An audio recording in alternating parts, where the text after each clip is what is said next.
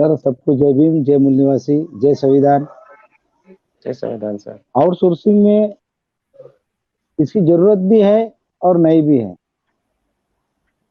बड़ी बड़ी कंपनियां एक कंपनी से समझौता करके ये कॉन्ट्रैक्ट अपने लेवल पे लेती है और वो और दूसरे पार्टी को देकर उसके द्वारा वो पूरा काम करने की कोशिश करती है, जिसमें इसे जो भी कोई ठेका, हमारे महाराष्ट्र में उसको ठेका पद्धत कहा जाता है। ठेका पद्धत में कोई कंपनी का काम लेना और उनके जो श्रमिक है, जो लेबर है, वो प्रोवाइड करना। वो कमीशन बेस पे काम करते हैं। जो भी पैसे से जो भी उनका कॉन्ट्रैक्ट होता है उसके जरिए तीसरी पार्टी और उनका सब कॉन्ट्रैक्ट दूसरे साथ करते हैं और इसका खामियाजा ज्यादातर श्रमिकों को भुगतना पड़ता है। और वैसे तो अपना जो विषय आज का सरकारी और निजी क्षेत्र में आउटसोर्सिंग मजदूरों का शोषण, ये हथियार है। सही में जो विषय लिए ये हथियार ही है और ये हथियार पिछले 70 सालों से जो भी सरकारें आई इन्होंने इस हथियार का उपयोग किया है, ऐसा मेरा मानना है। आउटसोर्सिंग में मजदूरों का तो शोषण ही है।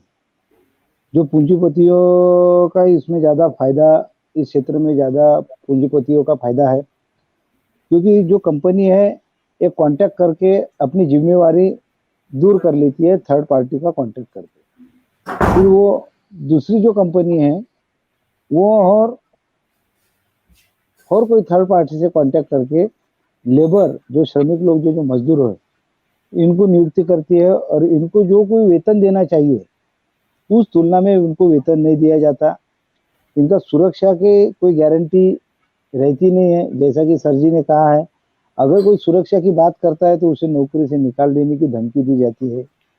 उनके बीमारी, आरोग्य और बीमा, जिसके अपन इंश्योरेंस कहते हैं, इसके बारे में भी उन लोगों से कॉन्ट्रैक्ट में लिखा जाता है मगर उन्हें कोई दिया नहीं जाता। ऐसे ज्यादा से ज्यादा उदाहरण आपके सामने मिलेंगे, जो कि एससी, एसटी, ओबीसी और माइनॉरिटीज के लोग, हम जिस क्षेत्र में काम करते हैं, हम कंस्ट्रक्शन लाइन क्षेत्र में हमारा संगठन काम करता है, हम भी काम करते हैं उसमें, उस क्षेत्र में हम देखते हैं कि बड़ी बड़ी कंपनियों में जो कोई बहुत सी ऐसी प्राइवेट लिमिटेड कंपनी महाराष्ट्र में है कंस्ट्रक्शन लाइन में, ये काम तो ले लेती है बड़े पैमाने पे और यहाँ आकर छोटे छोटे हिस्सों में वो सब कॉन्ट्रैक्ट लोगों को देती है और उसके हिसाब से जो उनकी मजूरी है, वो काम के हिसाब से उनकी मजूरी नहीं मिलती मजदूरों को।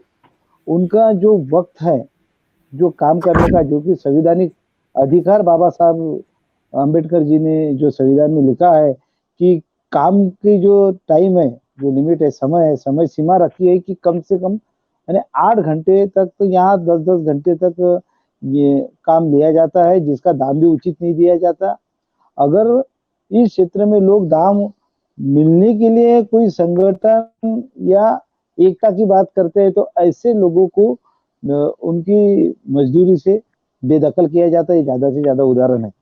और ये जो कंपनी है अपनी जिम्मेवारी से दूर हो जाती है और सरकार की जिम्मेवारी है कि हर भारत के नागरिक को शिक्षा, आवास, आरोग्य देने की जिम्मेवारी है, मगर आज तक की सरकार इसमें फेल हो चुकी है और पूंजीपतियों की जो सरकार है ये कभी भी एससी, एसटी, ओबीसी, माइनॉरिटी के लोगों के लिए कभी भी फायदेमंद साबित नहीं हो सकती।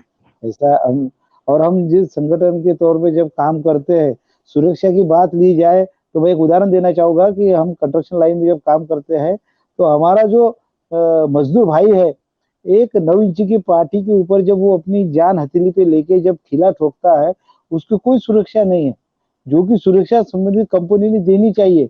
नहीं, कुछ कुछ जगह पे दी जाती है, तो ऐसा मैं ये नहीं बोल सकता कि भाई कई जगह पे नहीं दी जाती, कुछ कुछ कंपनियां ऐसी की दी थी, पर ज्यादातर कंपनियां ये जिम्मेवारी से दूर हो रही है और इसका फायदा सरकार को भी है, सरकार को तो है, और निजी क्षेत्र में जो कोई कंपनियां हैं आउटसोर्सिंग के माध्यम से सब कॉन्ट्रैक्ट के जरिए जो काम चलाती है, उनका फायदा है।